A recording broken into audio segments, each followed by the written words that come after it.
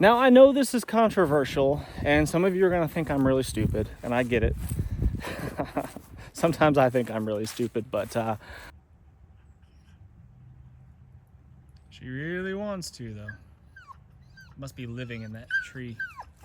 Hello friends, welcome back. I am Jason and let's discuss water. I think it's pretty common knowledge that you only got a couple of days, 2-3 days without water before you die of dehydration. Now that's going to depend on the circumstances, obviously. It's going to depend on your activity levels. It's going to depend on the environment that you're in, the heat, the humidity. All of that is going to matter, and it's all going to play a role in how fast you become dehydrated. So replenishing that water that you're losing is going to be super important.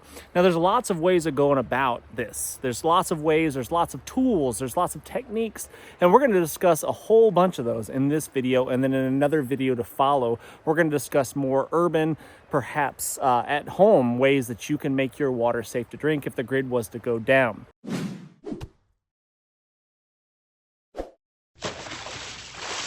Now, I'm sitting over top of a really nice, fast-flowing creek. The water, as you can see, is crystal clear. I can see straight down to the bottom. And making this water safe to drink is pretty dang easy. And I'm going to show you what I would do in this situation to make my water safe to drink with the kit that I carry on me.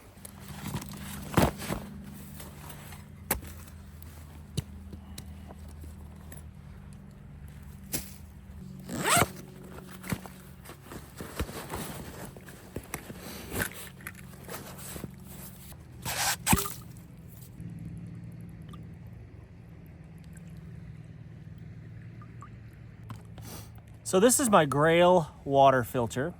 This is one of the smaller ones. I forget the exact name. Grail. The bigger one's the GeoPress. This one is the, I don't know. It's the press.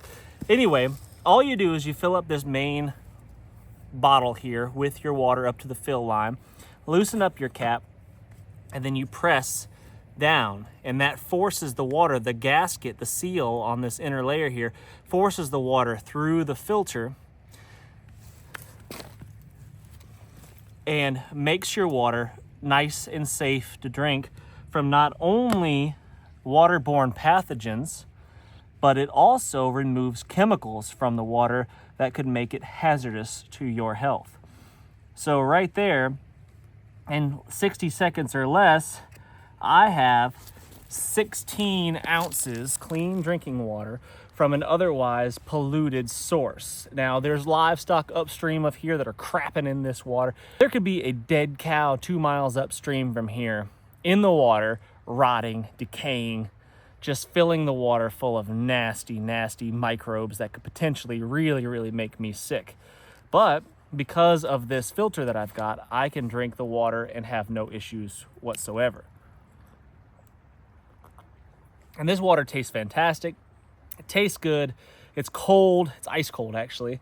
And it's really good. And this is an excellent source if you were to need it. However, I would not want to drink out of this without at a minimum boiling it. And like I said, there's farms upstream from here, so there could be chemical contaminants in this water as well, unfortunately, that we would have to deal with. Now, I have just boiled the water straight out of this creek and drank it several times and not had any issues, but long-term effects, who knows? So filtering it and or boiling it is going to be always an option for me, always required for me to drink out of this. Now, I have drank tiny sips of water out of this creek before and not gotten sick before, but that doesn't mean that I recommend that you do that. I highly suggest that you boil it or filter it in some form or fashion. Now, also in my kit here, I keep a metal canteen cup that up to this fill line here is 20 ounces of water. So I think it holds about 24 ounces of water total. And I highly suggest that you always have a metal canteen cup like this one so you can boil your water. So if something should happen to your filter, that's one of the downsides to a water filter such as the Grail, is that the filter can get clogged up and eventually it will become really difficult to use, really slow to press, or it just won't work at all unless you replace that filter. There's other water filters out there that could be back flushed and washed out, like the Sawyer Minis.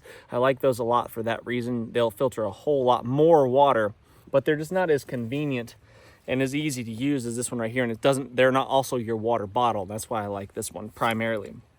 but I do like the Sawyer Minis. But if something should fail, that filter should freeze and bust and break. Not that you'd really know. You wouldn't really know if a filter froze and failed. You would just have to assume that it wasn't good anymore if it froze solid. You would be able to have a backup right here in the form of a metal canteen to boil your water, and that will kill all the bacteria. Like I said before, it won't get rid of any of the chemicals. That stuff's still going to be in there, and that's a problem. If you're dealing with some contaminated water sources. But in this situation, most likely all I'm really concerned about is going to be the waterborne pathogens that are going to make me sick, give me diarrhea, vomiting, all that stuff, and make me further dehydrated if I was in a wilderness type setting or just a grid down type setting. Now, let's say I'm in this same situation next to this really nice creek, but I think it's probably contaminated in some form or fashion. I think there's a dead animal upstream, or I saw the dead deer laying in there. It got hit by a car, ran downhill to the water source, which they often do, and it succumbed to its injuries. It died in the creek, and now it's rotting and disgusting, and it's contaminating my water. Of course, go upstream of that if possible, but you get what I'm saying. Let's say this water is contaminated, and I do not have a metal canteen. I do not have a water filter.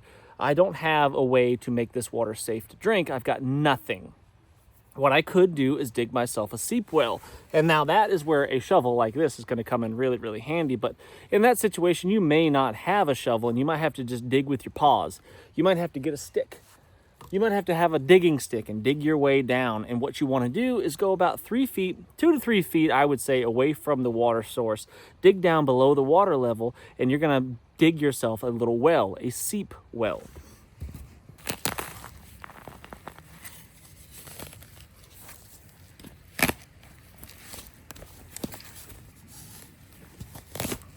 The sandier the soil, the easier this is going to be.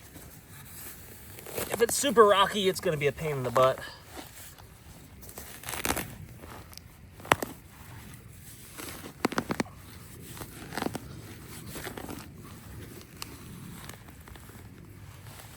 See that? See the water already seeping in there? So I dig myself a well right here, down below the water line, well below the water line. Get rid of all this stuff here.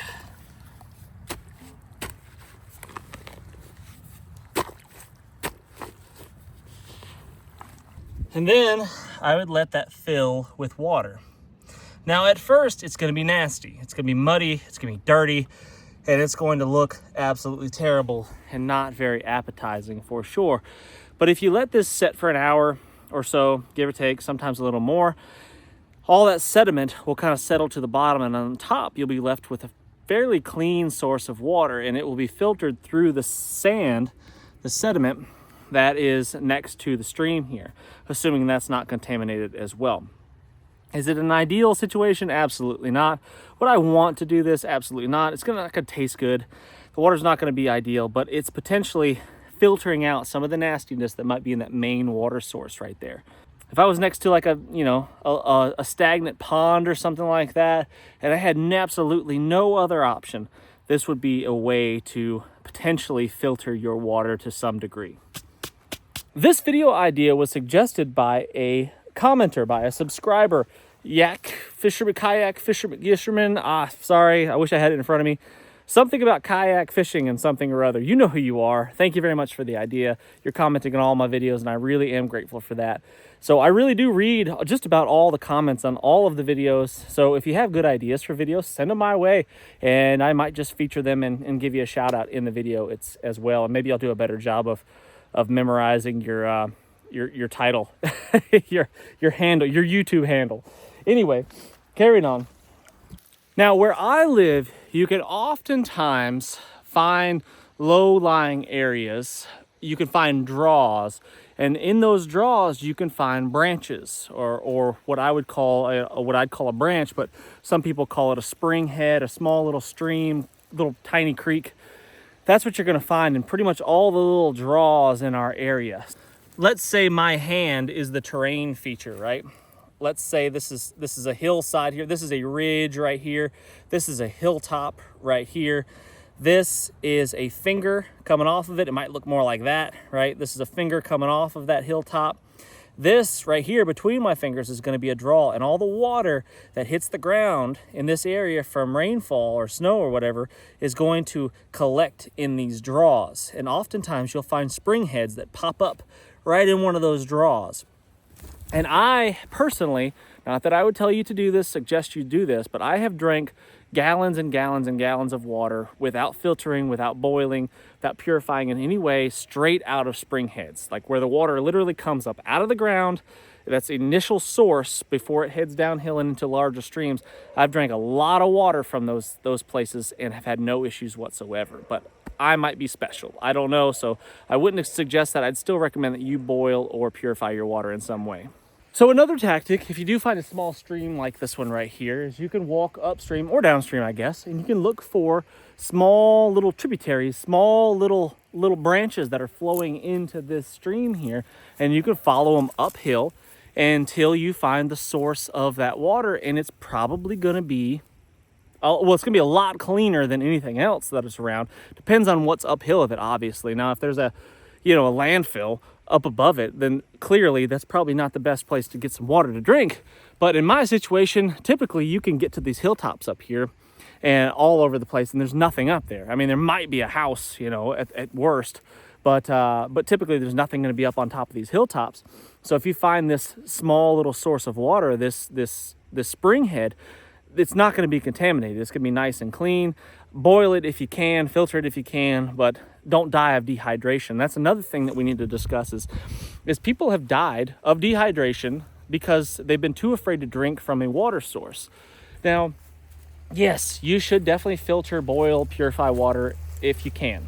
But if that's not an option for some reason, maybe you're injured and you're just laying there next to this nasty pond or something like that, and you're on day 2, go working on day 3, and you haven't had a sip of water in that amount of time, yikes. Go ahead and drink that nasty water, because chances are, before you get sick, before the waterborne pathogens take their hold upon your guts and start making you vomiting and diarrhea and just feeling absolutely awful and further dehydrating you, most likely, statistically, you will be out of that survival scenario in the first place.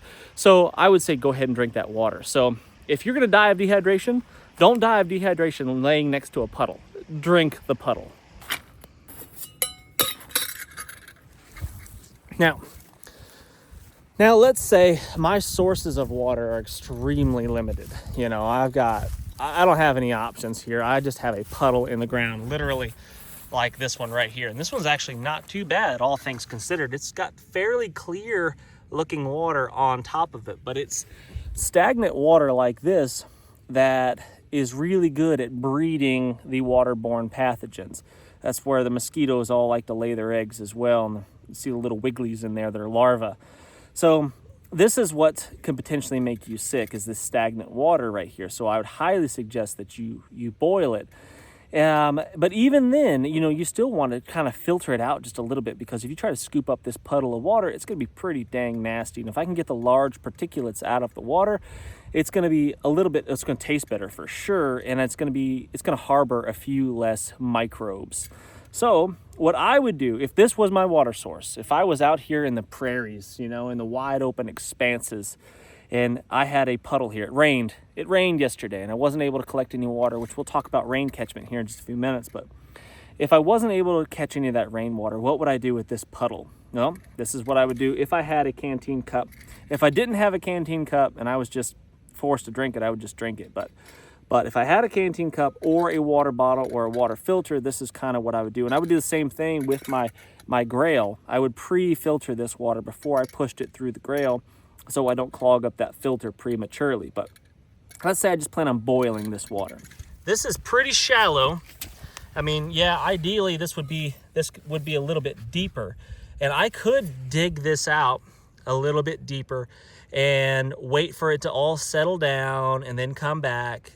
But let's say maybe I don't have time for that. I'm dying of dehydration right now, and I'm just going to get what I'm going to get. So what I would do is I would use my canteen cup here with the lid. So you see how that lid has the holes in it? All right, don't do that, Jason. But do you see how that lid has the holes in it? I can use that to strain out a lot of the big particulates that are in this puddle. Or what I could do is take off my bandana that's conveniently around my neck, and I could do the same thing. Let's say I did not have a lid. I could do the same thing with this bandana or in conjunction with that lid. So let's pretend maybe I don't have the lid. That's gone. I could take my bandana and I can drape it over top of my cup like this. Pull it tight like so over the lid or over the top of the cup. And then I could dip this in the water and strain out most of the nasties that are in there. So that's what we're going to do.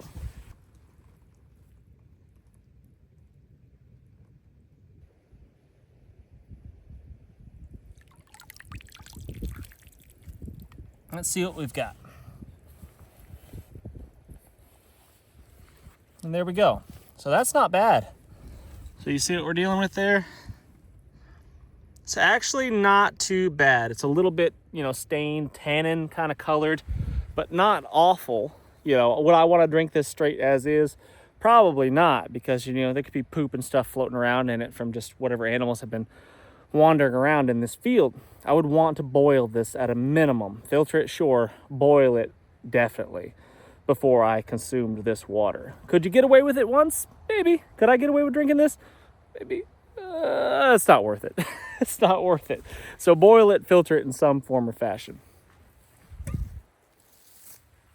Now, another really good option that I like is water purification tablets, like these right here, these portable aqua.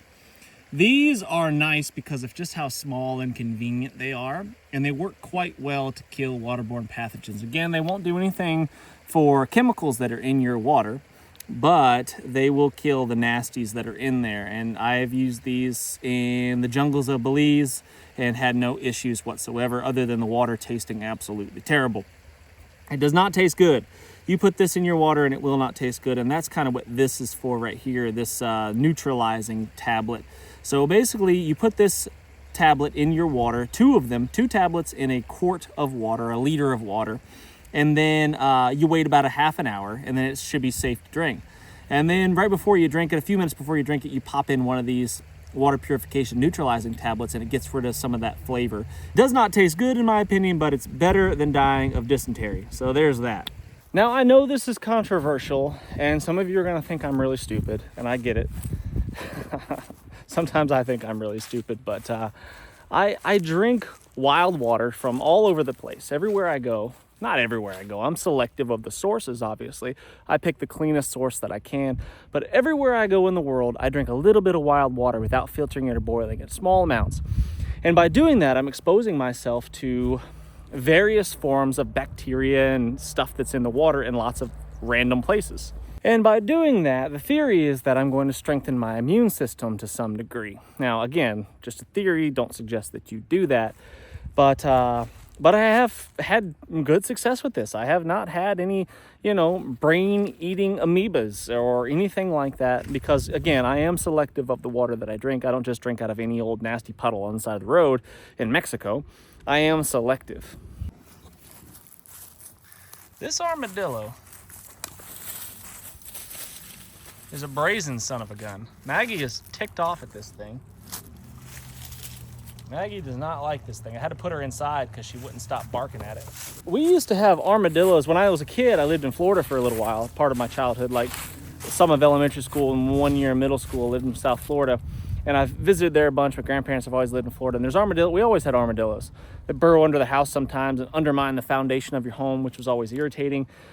But I never remember having armadillos in North Georgia, and I've been up here my entire life as well, and I do not remember in Virginia, Southwest Virginia, I don't remember having armadillos until fairly recently. I started seeing them on the side of the road dead, like roadkill, which is weird. What's going on with that? Migration of the dillas? I'm not sure. If you're in a saltwater environment, man, that's tough. You're surrounded by water, by more water than you could possibly imagine, and you can't drink a drop of it, because as we all know, drinking salt water will kill you. So they do make solar distilleries, solar distillation apparatus survival tools that will allow you to create fresh water out of salt water. And basically they're like big balloon type bags, and you put some salt water in the inside of them, and then the sun will evaporate the water and leave the salt behind, and that water will collect, it will condense on the inside of that big balloon, and then it will trickle down to the bottom into a reservoir where you'll get a little bit of fresh water. Is it going to be a lot of fresh water? No. It would take a really, really big one or several of them to give you a whole bunch of water, enough to really, really sustain you, but it'll get you by. There's a story, I recently did a video on this one, a story of a man that survived 76 days in the Atlantic Ocean using one of those solar stills to get his fresh water from. So he was able to make it work. But something that would work in addition to a solar still or something like that, if you were in a salty environment, or perhaps not, and you just wanted to catch some rainwater, I always carry a poncho. I always recommend to everyone that you carry a poncho. It's a very versatile piece of equipment. It's not very big, it's not very heavy, and the things that you can do with it are just incredible. Everything from shelter to stretchers to rain catchment to just name it. A poncho is just an amazing piece of waterproof barrier for whatever you should need it for. So what I'll show you how to do is just set up a simple rain catchment using a poncho. You could also do the same thing with a trash bag, by the way. Poncho is just convenient. So in my pocket, I always keep a short piece of paracord like this. I shouldn't say always, but I've got it in there most of the time.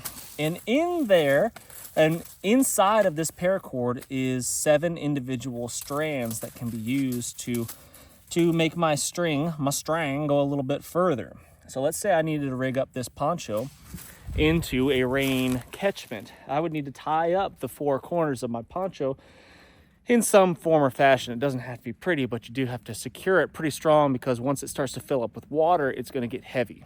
So let's say this is the only piece of string that I had, and it wasn't enough to do all 4 corners of my poncho. And really, all you're going to need is for the inner strands here, and that's going to be plenty. It's plenty strong enough right there. See that? There we go.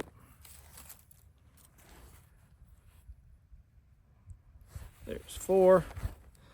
And if I was truly in a survival type scenario, survival situation, I'd be very diligent about keeping track of all of my cordage and not wasting any of it. I wouldn't be throwing it away. I wouldn't use all of the paracord when I could just get away with using one of the inner strands. I would make this go as far as I possibly could, because I can't make, yes, I can make cordage out of the wild. I can make lots of cordage, and it takes time, it takes effort, it takes resources, and it will never be as strong as paracord.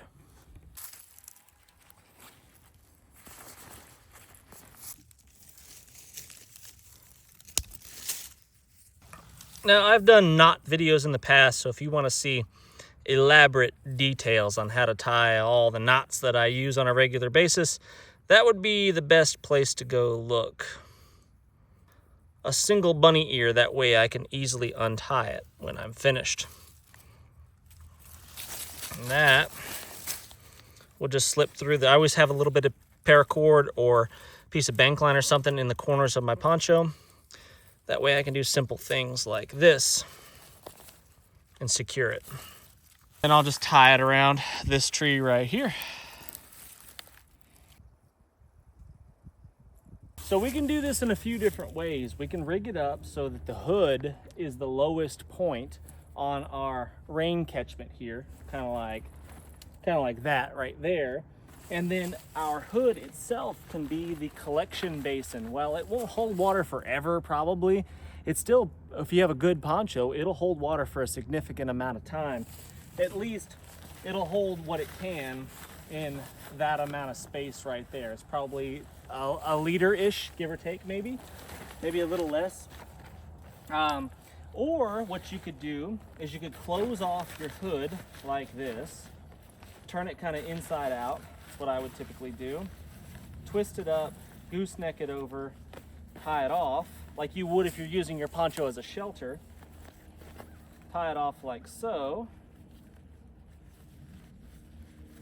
That way that doesn't leak. And now the lowest part of our rain catchment system here is probably going to be like right here-ish, but we won't know until the water starts to flow. So let's say it starts to rain, right?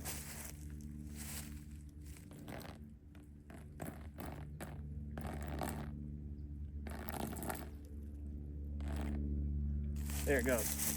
So what I do is I just determine where the lowest part of my rain catchment system is, and then I just sit my canteen cup right under that spot, right there. And that will allow me to catch that water.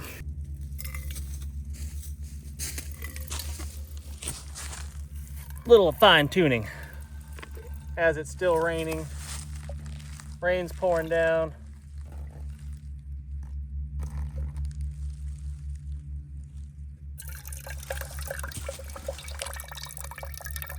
Like so. Now, I've had comments in the past when we've talked about rain catchment, or when people have seen me catching water off of my tarp or something like that. And they say, what about the bird poop and the trees and stuff and squirrel crap? Listen, if you're talking about survival, we're still peeing over here. If you're talking about survival, you're gonna have to tolerate some things. Listen, nothing's perfect. We don't live in a sterile environment. You do the best you can with what you've got. But in the end, you're taking some risks just being outside in general. So suck it up. And in this arrangement right here, this isn't actually a bad summertime type shelter if you were using it as your rain catchment system as well, which is kind of cool. So I could get underneath here. If I was using this as my shelter as well, I could be protected out of the rain under here and be collecting my rainwater right here next to me. So it's actually not a terrible summertime shelter. Yeah, you're a little bit exposed. You know, if it was windy and the rain was kind of pouring in from one side or the other, that might be an issue. But if it's kind of a straight down rain, which it oftentimes is if you're in a wooded area because the wind is blocked by all the vegetation, this isn't bad. It will keep you fairly dry and you can collect water at the same time. Kind of cool. Friends, thanks for joining in on this discussion of all things H2O. If you have any water collection, purification tips and tricks that I did not mention in this video, which I'm sure there's plenty, make sure you leave that in the comments section. We've started memberships. You will have access to behind the scenes content, live chats with me. We're gonna do unlisted videos that nobody else gets to see. And if that sounds like something you'd be interested in, make sure you check the link in the description of this video and in the comments section, and you can become an On3 member. Guys, I really do appreciate you watching. Thumbs up, subscribe if you haven't done so already. And until next time, what's the worst that could happen? Let's just go On3.